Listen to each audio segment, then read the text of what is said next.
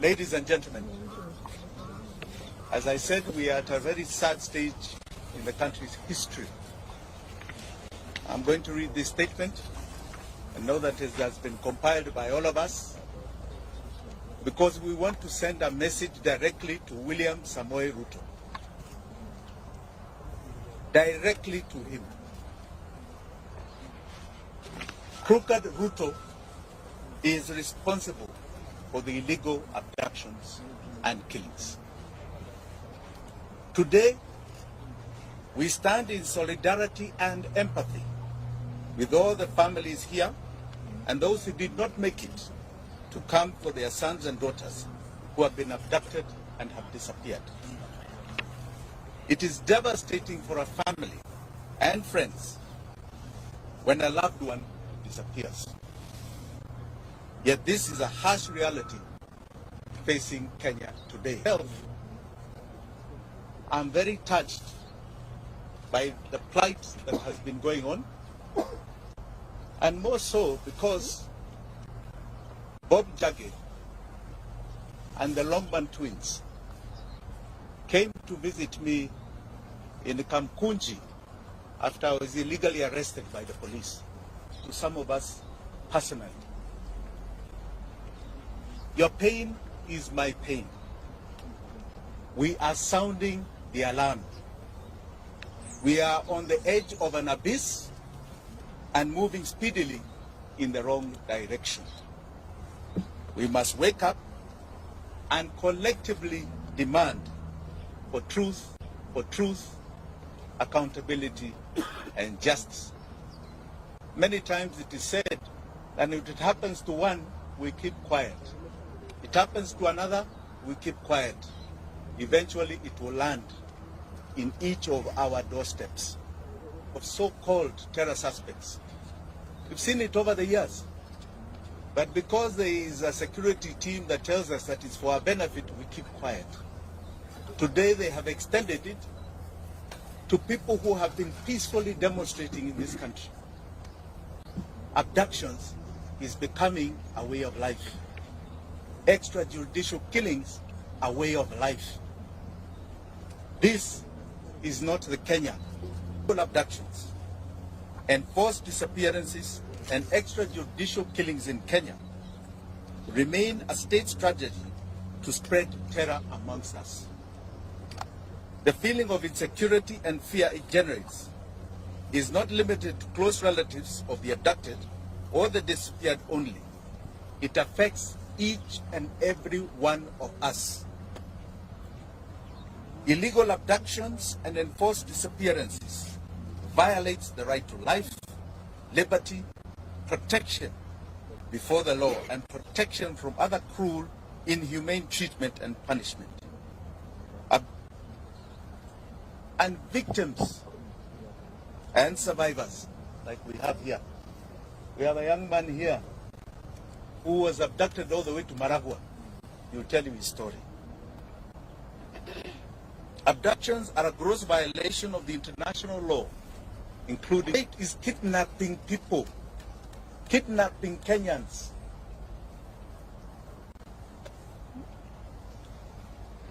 They are a crime against humanity.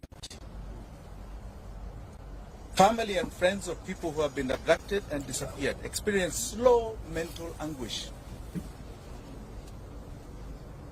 not knowing whether their son or daughter, mother or father are still alive, not knowing whether he or she is being held or how they are being treated. Searching for the truth put whole families in great danger. There are some families we wanted to visit. I myself directly, with my deputy Willis Otieno, and I can tell you those families are afraid.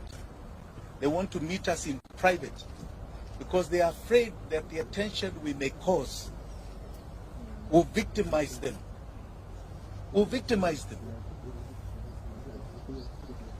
No order or instruction of any public authority, civilian, military, or other, may be invoked to justify a form of abduction, kidnapping to enforce disappearance. Any person receiving such an order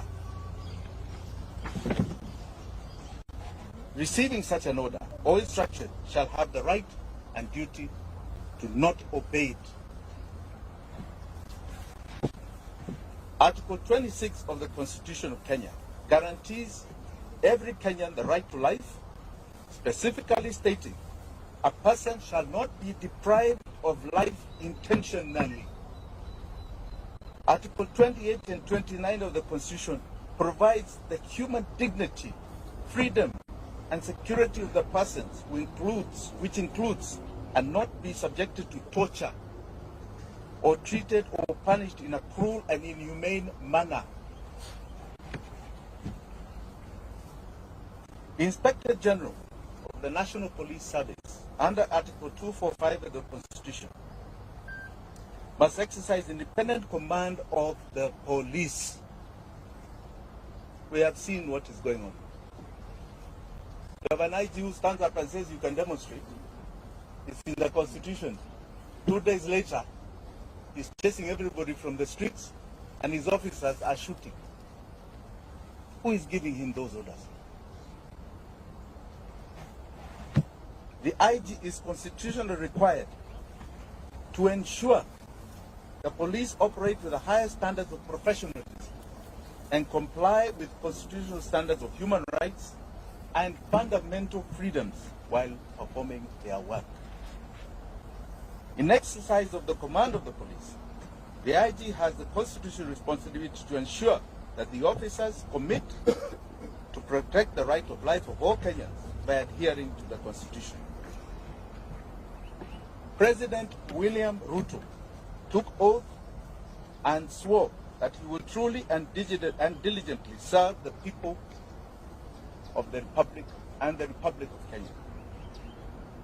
He will diligently discharge his duties and perform functions in the office of the President while doing justice to all in accordance with the Constitution and the laws of Kenya without fear, favor, affection, or ill will.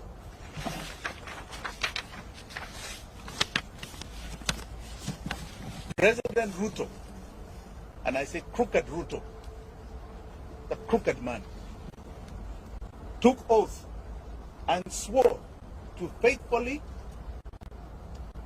bear true allegiance to the Republic of Kenya and will obey, observe, protect, and defend the Constitution of this country. And he will protect and uphold the sovereignty, the integrity, and the dignity of every single Kenyan.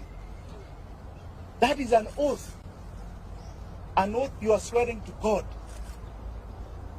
before 54 million Kenyans. Regrettably, today it can be confirmed that crooked Ruto has not only violated the Constitution of Kenya, but has contravened his oath of office. He has become a constitutional delinquent. For the avoidance of any doubt, if any of you have any, crooked Ruto is solely responsible for the abductions, enforced disappearances, and the murders of young Kenyans, Gen Z. He has turned his police force into a political militia. Kenyans must never forget William Ruto's history. And Kenyans will never forget what he's doing to us today. Crooked Ruto is hypocritically mocking, laughing, and demeaning the abducted, disappeared, and murdered sons and daughters of this country, and their loved ones who are painfully crying daily. The only crime they have committed is exercising their constitutional and democratic right to peacefully